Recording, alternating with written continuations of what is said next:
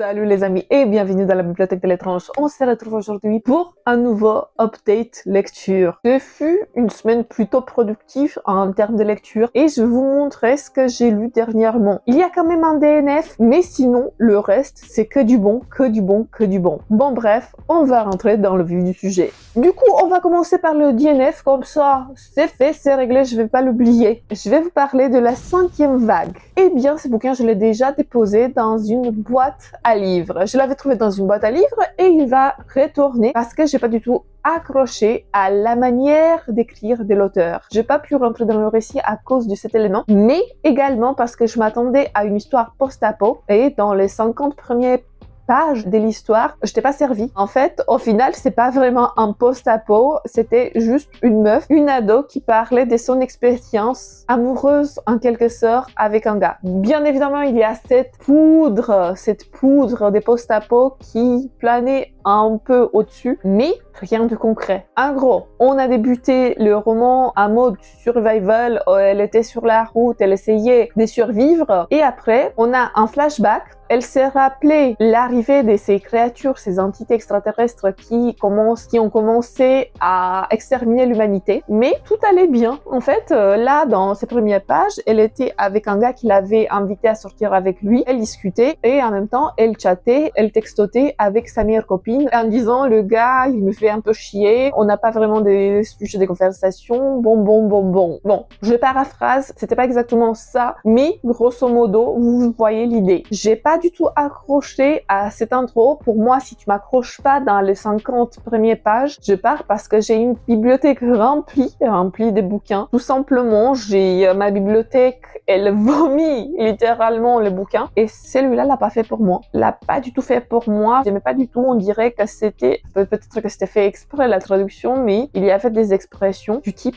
genre, j'y suis allée à la boulangerie. Bon, elle a pas dit ça, mais c'était dans ce sens-là, vous voyez? Du coup, j'ai pas du tout accroché à la traduction faite à ces bouquins. Peut-être que c'était mieux en anglais, mais il m'a pas du tout donné envie. Du coup, je me suis dit non, je passe à autre chose. Je passe à un meilleur récit que vous allez voir ici parce que après, je me suis pris un livre d'horreur fun, mais il va arriver un peu plus tard dans la chronologie de ce que je vais vous montrer ici. Bon, bref. Tout ça pour vous dire, la 5e vague, ça l'a pas fait pour moi. J'avais regardé l'adaptation ciné. En plus, j'étais au cinéma avec une copine il y a longtemps et il m'a pas laissé une impression si profonde. C'était regardable, mais c'était pas le meilleur film de tout le temps. Si j'aurais pu choisir entre celui-là et un autre film, j'aurais choisi un autre film. Mais bon, bref, j'ai divague, ça l'a pas fait pour moi. Passons à la prochaine lecture. Un autre titre que j'ai trouvé dans une boîte à livres, c'est le X-Files aux frontières du réel, tome 1, Les Gobelins. C'est écrit par Charles Grant. Je connaissais pas cet auteur parce que j'ai l'habitude de lire des novélisations des X-Files et mes auteurs préférés sont Chris Carter et Anderson, mais je me rappelle pas son prénom, peut-être Kevin Anderson. Je sais pas. Ça va. J'ai plutôt bien apprécié l'histoire. Bien évidemment, on va suivre l'enquête réalisée par Dana Scully et Mulder dans une petite bourgade. Ils sont accompagnés cette fois-ci des 2 autres agents. Un mec qui est fan de Mulder, il est fan de son travail, et une autre dame qui est un peu plus mystérieuse et qui aura un rôle à jouer dans le dénouement de l'histoire. Mais vous allez voir en lisant ce récit. Comme d'habitude, nos 2 protagonistes principaux sont envoyés sur un cas mystérieux dont on ne sait pas vraiment s'il aura un dénouement parce que nos 2 protagonistes, nos 2 agents FBI, ils travaillent surtout sur des enquêtes non classées. Cette fois-ci, ils auront affaire à un tueur en série, un tueur qui s'attaque notamment à des gars de l'armée. Tous les témoins oculaires ont dit qu'il y a des bras qui surgissent de certains endroits, que ce soit des arbres, il y a des mains qui surgissent, il y a des mains qui surgissent d'un mur et ont égorgé ces agents, ces militaires. Du coup, Scully et Mulder, accompagnés des 2 autres acolytes, des 2 autres agents FBI, vont enquêter. Ils vont interroger la population et le verdict ne va pas tarder de tomber. Il y a une dame qui est considérée un peu comme l'extravagante de la bourgade et elle va leur dire qu'il s'agit des gobelins, que c'est les gobelins qui ont réalisé ces crimes qui sont sur le point d'enquêter. Bien évidemment, Mulder, il va la croire parce qu'il va croire tout ce qui est lié au paranormal, même si c'est un peu plus terre à terre dans ce récit-là. Et ils vont continuer l'enquête afin de déjouer les plans du tueur. Je vous dirai pas plus, je vais m'arrêter là avec le synopsis, avec le résumé de ce roman, parce que il est assez court, il fait environ 200 pages, 200 et quelques pages, 250 pages. Il se lit très vite, il se lit très vite. J'ai bien aimé. Il est pas mon préféré, c'est pas mon préféré, mais ça c'est surtout lié à, disons, à l'enquête, à ce qui se passe à l'intérieur. Mais c'était chouette, c'était chouette. Oups. C'était chouette. Oups. Par contre, mon exemplaire, il n'est pas dans la première jeunesse. Il a été mordié, je l'ai trouvé comme ça, à l'intérieur de la boîte à livres. Vous voyez, il est pas tout neuf. Mais bon, je vais pas me plaindre parce que d'habitude, j'ai du mal à trouver les X-Files, surtout à des prix acceptables. Je sais qu'ils sont sur certains sites de revente, mais bon, je les cherche, je les achète petit à petit. Et c'était une bonne découverte. Je suis très contente de l'avoir trouvé dans la boîte à livres. On va passer maintenant à une autrice que je voulais découvrir depuis un bon bout de temps. Je la voyais notamment sur le booktube anglophone, sur le horror booktube horrifique anglais. Il s'agit de Catriona Ward avec Mirror Bay. C'est une belle découverte pour moi, c'est une très belle découverte pour moi. J'ai bien aimé la plume de l'autrice, c'était très fluide, je l'ai lu en 2 jours. Il fait 500 pages, il fait quasiment 500 pages et 2 journées m'ont suffi pour le finir. Ça veut dire que j'ai adhéré, j'étais en plein dedans. En plus, il commence par des entrées de journal de notre personnage principal, Wilder Harlow. Ce livre, il va être un peu spécial. J'ai un peu du mal à mettre les bons mots dessus parce que c'était linéaire et en même temps, c'était captivant. Je ne savais pas exactement où l'autrice voulait me ramener dans son histoire parce que ça commence paisiblement. On voit l'arrivée des Wilder dans cette baraque à côté de la plage après la mort de son grand-oncle Vernon. Du coup, Wilder, il va explorer un peu le parage, il va commencer à se faire des amis, une fille assez libre, une rouquine qui a un passé assez, disons, traumatisant en quelque sorte, mais également un garçon très différent de lui, mais en même temps très similaire, avec lequel il lie une forte amitié. Du coup, on va suivre le périple de Wilder. On a l'impression que c'est lui le personnage principal de ce récit, mais après, il y a des twists. À l'intérieur, il y a des twists. J'étais, ok, je sais pas où tu vas aller. Je sais pas où tu vas aller parce que on va d'une idée. On part de cette idée d'amitié sur la plage avec des mythes d'une femme noyée qui s'appelait Rebecca et avec un gars bizarre qui sévissait dans les parages, qui prenait des petits enfants en photo en leur mettant une lame en dessous de leur gorge. Oui, voilà. On partait de ces idées-là pour arriver petit à petit vers une sorte d'enquête, pour arriver un peu plus tard vers quelque chose de plus criminel, pour s'adoucir au fur et à mesure et voir le développement de nos personnages. Je pourrais pas vous donner beaucoup de détails sans vous spoiler parce que, comme je vous disais, c'est assez bizarre. Tu sais pas dans quel sens la narration, elle va. On part d'un point A pour arriver dans un point B et après on va entourlouper un peu et on va aller dans un point C et après tu te dis ok, mais qu'est-ce qui se passe au final parce que il y a un autre personnage qui va rentrer en scène. C'est un peu bizarre. Je sais, j'ai pas arrêté de dire c'est un peu bizarre, mais c'est la vérité. C'est mon ressenti sur ce bouquin-là. J'ai bien aimé. Je vais pas vous mentir, mais je sais pas pourquoi. je sais pas pourquoi. Sur certains passages, j'avais l'impression qu'il y a la même atmosphère que dans le bouquin de Donna Tartt, Le Maître des Illusions, même si c'est très différent. J'avais ce sentiment en lisant ce bouquin-là. Et parfois, dans la deuxième partie du bouquin, il m'a fait penser à un épisode de The Last of Us, première saison, un épisode très spécifique, même s'il n'y a rien de post-apo là-dedans. Il n'y a rien de post-apo, il n'y a pas de zombies, rien du tout, c'est un livre terre à terre, mais l'ambiance m'a fait penser à cet épisode spécial où on a quelques liens très forts qui se lient entre les personnages. J'aimerais bien vous le recommander, mais en le lisant, vous allez peut-être me dire « Meuf, tu abuses, c'est quoi ce truc ?» Du coup, je pense pas que c'est un bouquin pour tout le monde, mais moi, je l'ai beaucoup aimé. Voilà ma conclusion. Moi, je l'ai beaucoup aimé. Il y avait une atmosphère que j'ai appréciée. J'étais curieuse de connaître les dénouements, voir comment nos personnages évoluaient. Et oui, ouais, voilà. Je suis contente. Je suis très contente d'avoir trouvé ce bouquin en occasion, d'avoir découvert la plume de Catriona Ward. Oui, je suis très contente. Et si vous avez d'autres recommandations de cette autrice, moi, j'ai quelques titres sur ma wishlist, mais dites-moi avec lesquels je devrais continuer.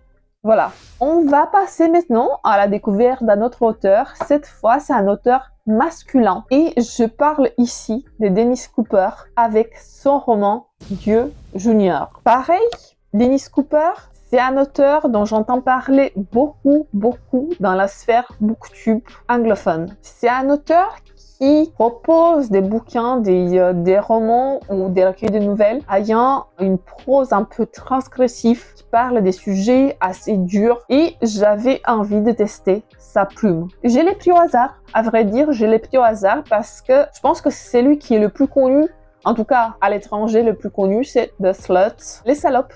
Voilà, les salopes. Mais je ne l'ai pas trouvé en occasion. Sinon, je l'aurais pris. J'aurais pris plusieurs titres de Dennis Cooper. Quand je l'ai pris, j'ai eu la surprise de découvrir que c'était un exemplaire signé, dédicacé à une certaine Tatiana. Maintenant, je ne sais pas s'il s'agit d'un livre signé par l'auteur, parce que la dédicace, elle est en anglais. Je ne sais pas, comme je vous disais, si c'est une dédicace par l'auteur ou si c'est quelqu'un qui a offert ce bouquin à Tatiana. Je vais vous montrer et j'attends vos avis dans l'espace commentaire. N'hésitez pas, faites-moi rêver.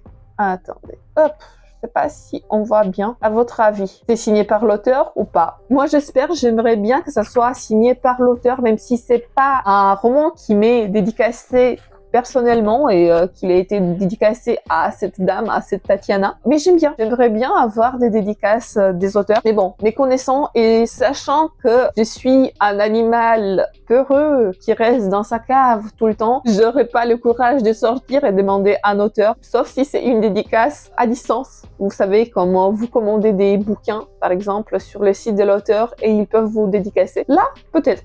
Peut-être j'aurai des trucs, enfin, j'ai quelques trucs, j'ai 3 bouquins dédiés comme ça, mais sinon, moi, dans les espaces où il y a beaucoup de monde, où je dois demander et faire la queue pour une signature, non, c'est diète, non. Bon bref, revenons à Dieu Junior de Dennis Cooper. J'ai aimé, mais pareil, c'est pas un bouquin à mettre dans tous les mains. Déjà, à cause de la manière d'écrire. L'écriture, la prose, elle est très belle. Mais j'ai remarqué dans ce bouquin, je sais pas si dans les autres bouquins de Dennis Cooper, il y a le même truc, il n'y a pas de lignes de dialogue. Tu sais pas quand quelqu'un commence à parler. Du coup, on a la narration globale et après, parfois, les gens commencent à discuter entre eux et j'étais là, mais ok, ah du coup, tu discutes, ok.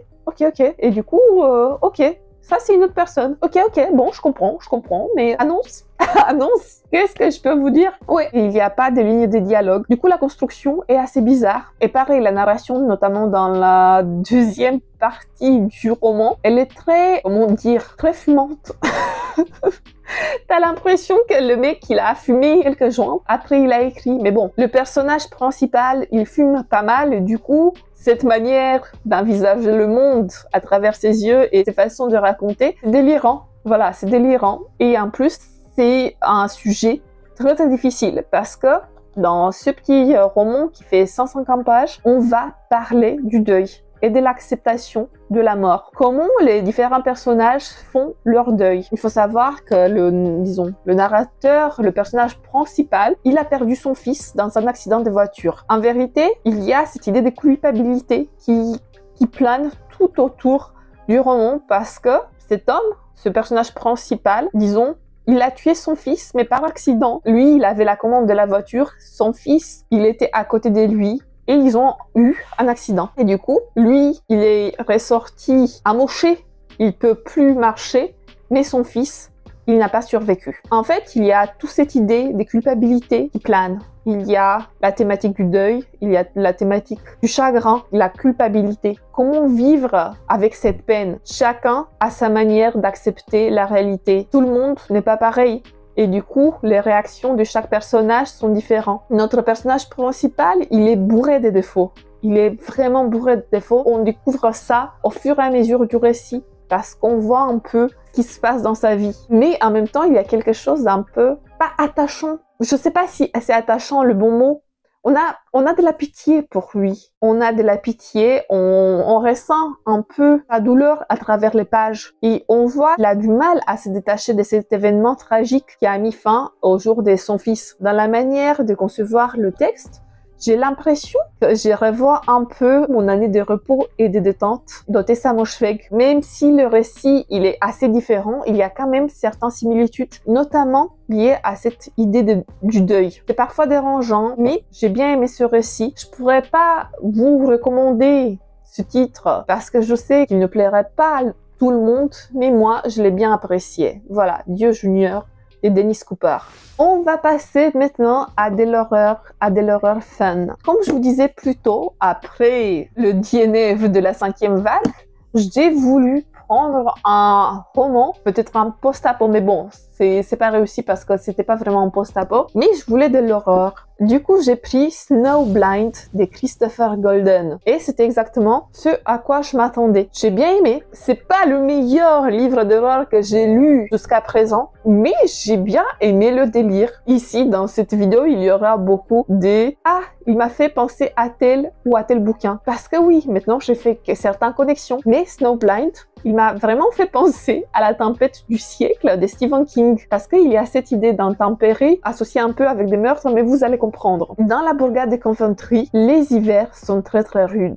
12 années auparavant, il y a eu une grosse tempête de neige qui a coûté la vie de plusieurs habitants. Des familles ont été détruites, les personnages qui nous ont été présentés, ils ont subi des traumatismes psychologiques, ils ont beaucoup de chagrin, ils sont toujours en deuil, même après 12 années, ils n'ont pas vraiment réussi à se reconstruire parce que cette tempête, elle les a vraiment affectés très profondément. Ils ont toujours cette malaise quand il y a une tempête de neige et surtout, là maintenant, après 12 ans, une nouvelle tempête s'annonce. Une nouvelle tempête qui pourra être encore plus désastreuse que la première. Du coup, nos habitants, en tout cas ceux qui ont perdu de la famille, ceux qui ont perdu des êtres chers, sont inquiets, sont très inquiets. Et on ressent cette malaise, on ressent cette, on ressent ce besoin de rester enfermé et de ne pas s'aventurer à l'extérieur parce que on veut pas revivre cette expérience traumatique. Mais cette nouvelle tempête, comme je vous disais, s'annonce encore plus terrifiante, notamment parce que il y aura des revenants. Pas des revenants en mode zombie, pas vraiment. Il y aura des revenants, des êtres chers qui vont revenir à la vie d'une façon ou d'une autre. Et nos personnages principaux, en tout cas les personnages qui sont présentés ici, parce que on a des passages qui mettent en avant un personnage et après on passe à d'autres passages avec d'autres personnages qui ont subi aussi cet événement traumatique. Et du coup, on a le point de vue de plusieurs habitants de Coventry. C'était fun. Franchement, moi je me suis marrée, surtout à la fin. Le dénouement, c'est du n'importe quoi, c'est du grand n'importe quoi. C'est carambolesque, c'est marrant, c'est encore de l'horreur marrante. Je sais pas pour vous, mais ça m'a fait rigoler. Je sais pas si vous avez lu Snowblind de Christopher Golden, mais c'était du n'importe quoi, mais dans le bon sens. Vous savez, un peu comme dans Un bon indien est un indien mort. À un moment donné, ça partait en vrille, ça partait en couille et tu savais pas pourquoi. C'était assez terre à terre jusqu'à présent et maintenant, messieurs, vous partez n'importe comment. Mais oui, parfois l'horreur c'est ça, c'est des montagnes russes. T'as la tension et après t'as le fun qui arrive et tu ris, tu rigoles. C'est marrant. Voilà. Celui-là, je pense que je pourrais vous le recommander parce que c'est un livre d'horreur qui est très accessible. Et au tout début, en tout cas, on dirait que c'est même pas de l'horreur. Moi, j'ai passé un excellent moment de lecture. Je vais essayer de trouver d'autres titres de Christopher Golden. Il me semble qu'il y a Le Passeur qui m'a été recommandé quand j'avais fait le book haul sur ce titre. Pour l'instant, j'ai pas trouvé d'autres titres de Christopher Golden en occasion, mais dès que je pourrais mettre la main dessus, je me ferai un plaisir de découvrir son œuvre parce que j'adore. Pour moi, ça l'a fait. Ce bouquin marrant l'a fait pour moi. On va parler de Twice Cursed et on va conclure cette partie livresque parce que je vais vous parler aussi d'une série qui a été adaptée d'un roman de Stephen King ensuite. Mais d'abord, on va parler de Twice Cursed, une anthologie des nouvelles d'horreur. Il y a 16 nouvelles horrifiques, 16 réécritures de contes que j'ai adorées, de A à Z. Ce bouquin, il est incroyable. Vous vous rappelez de moi il y a quelque temps, quand je vous disais, moi, j'aime pas les nouvelles, je suis pas une adepte des nouvelles. Oui, je suis pas une adepte des nouvelles en règle générale, mais il y a des exceptions. Il y a quand même des exceptions. Papa Sivou, il y a des anthologies comme celle-ci, en art et des réécritures de contes incroyables. Là, je suis prête à lire tout. Ce bouquin, je l'ai gagné dans le cadre d'une masse critique Babelio. Et je suis très très contente, j'ai participé comme ça. Je me suis dit, oh, non, de toute façon, je vais pas gagner quoi que ce soit parce que ça faisait quoi? Ça faisait 2-3 mois que j'avais déjà gagné la colline hantée d'Elizabeth Hunt. Et cette fois-ci, j'ai participé un peu par dépit et je me dis, ok, je vais dans toute leur liste, je vais cocher 2 titres. J'ai coché Twice Cursed et un manga, Les Sorcières, de Daisuke Igarashi. Et j'ai eu la surprise de gagner ce recueil de nouvelles. Je me suis dit, ok, trop cool, trop cool. Parce que, et il faut savoir que celui-là, ce recueil de nouvelles, je l'avais sur ma wishlist depuis sa sortie. Quand j'ai vu les auteurs qui sont à l'intérieur, je me suis dit, oui, c'est pour moi. Pour vous donner juste une petite idée, parce que c'est des auteurs dont je connaissais déjà l'œuvre, en tout cas une partie.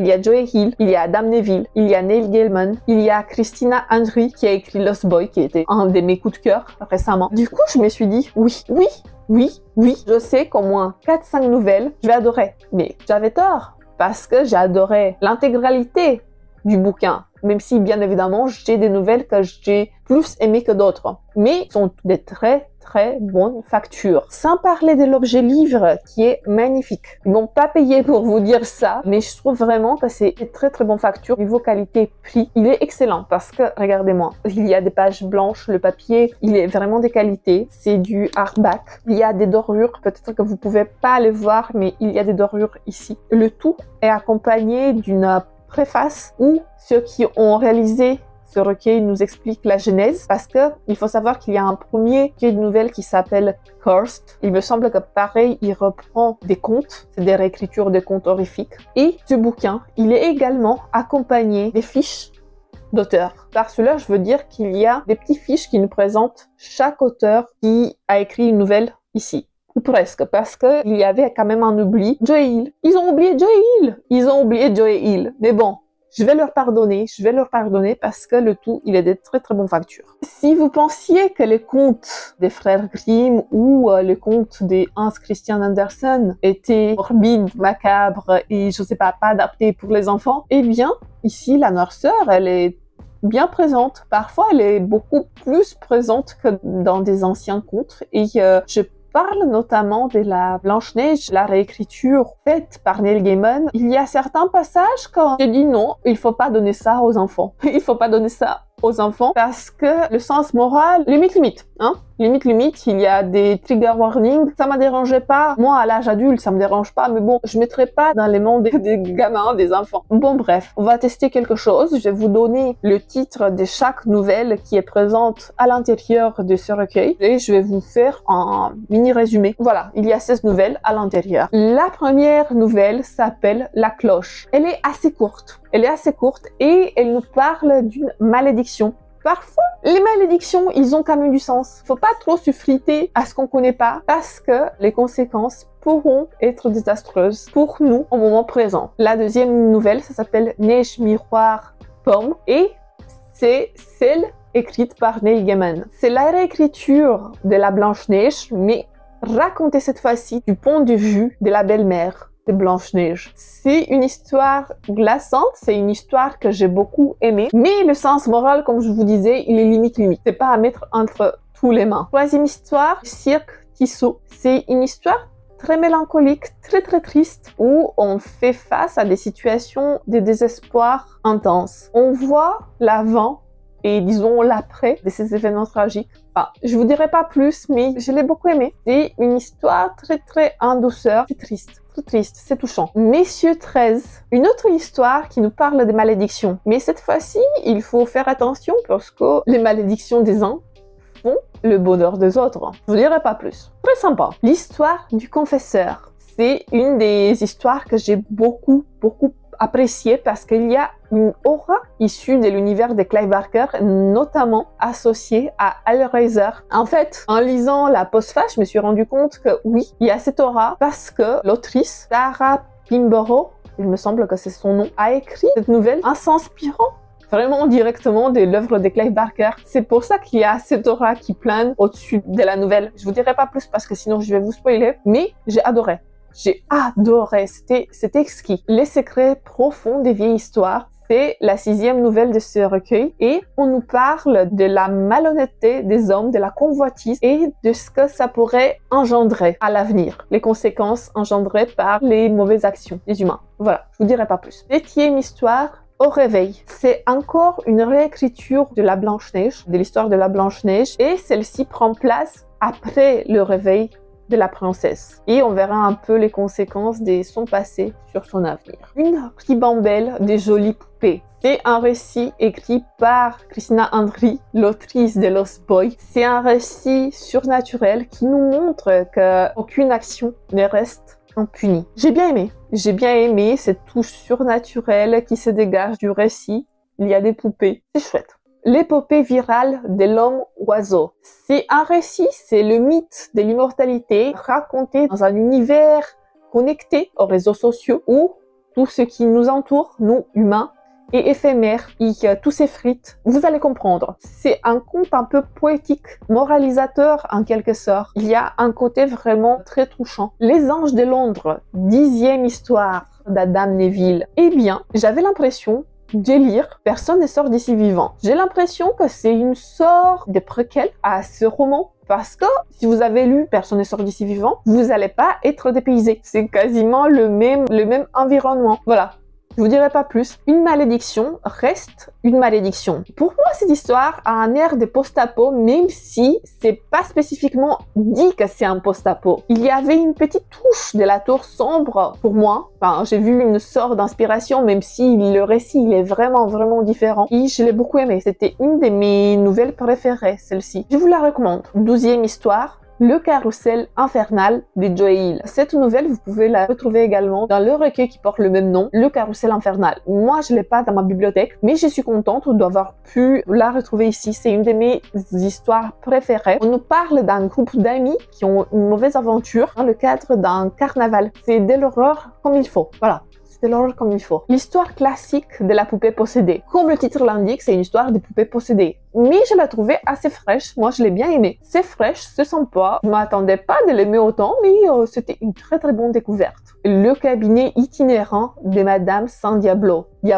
En fait, cette histoire, encore une fois, m'a fait penser à un récit de Stephen King. M'a fait penser un peu à Rose Murder, même si c'est très différent. Il y a cette aura. Il y a cette aura avec les femmes qui ont subi un mauvais traitement de la part de leur conjoint, de la part d'un être cher. Voilà, je vous dirai pas plus. Et la dernière nouvelle s'appelle La boîte à musique. Dans cette histoire, il n'y a pas vraiment des happy end, sauf peut-être pour les vieilles mégères qui ont des dessins sombres. Bon, on a fait le tour de toutes ces nouvelles. C'est un recueil que je vous recommande chaudement. N'hésitez pas à vous le procurer ou à l'emprunter à la bibliothèque, peu importe. Les histoires sont exquises et je vous les recommande chaudement. Et je vais vous parler maintenant de The Outsider de Stephen King. J'ai trouvé que l'adaptation de ce roman qui se trouve par là, je ne sais pas si vous le voyez, est assez fidèle. Vraiment, il y a quelques petites modifications, il y a certaines choses que je me rappelais pas à 100%, mais per total, je trouve que c'est vraiment une très bonne adaptation et c'est rare quand je dis ça parce que d'habitude, je fais la fine bouche quand il s'agit des adaptations de Stephen King. J'ai adoré le personnage de Holly, je trouve que l'actrice, elle est très bien choisie, elle fait le taf. Personnellement, moi, je la voyais un peu plus âgée parce que j'avais l'impression que dans les romans Mr. Mercedes, elle était un peu plus âgée, mais c'était super. Franchement, c'est une très bonne actrice. Et pareil, si vous avez regardé la série Mr. Mercedes, parce que je suis pas allée jusqu'au bout, est-ce que Holly qui est dans Outsider est la même Holly qui se trouve dans Mr. Mercedes? N'hésitez pas à me dire parce que c'est une question que j'ai. Bon, je vais chercher plus tard. Si vous avez des réponses à me donner, n'hésitez pas. Ça ferait le taf et ça pourrait me motiver de re-regarder Mr. Mercedes que j'avais abandonné à un moment donné. Bon bref, revenons.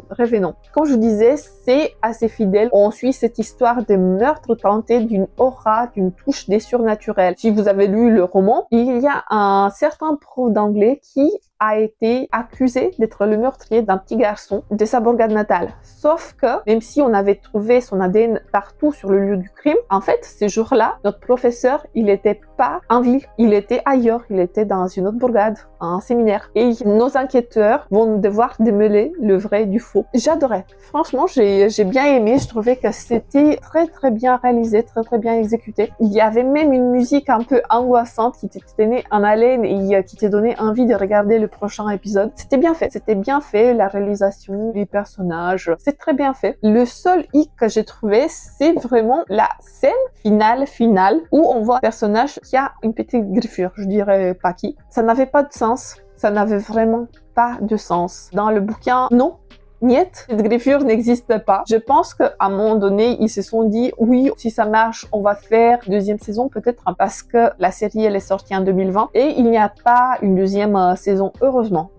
Franchement, parce que l'histoire originale, elle s'arrête là. Oui, voilà. Ça, c'était le mini hic que j'ai trouvé parce que, bon, j'aime bien un peu chercher le détail qui fâche, mais Père Total, c'est une très bonne adaptation. Voilà les amis, c'est tout pour aujourd'hui. J'espère que vous avez bien aimé cette vidéo. N'hésitez pas à me dire en commentaire si vous avez lu un de ces titres ou si un de ces titres vous donne envie ou si vous avez regardé la série. N'hésitez pas à me dire vos avis. En tout cas, j'ai fait plein bisous. Que les chats soient avec vous. Ciao tout le monde. Bisous.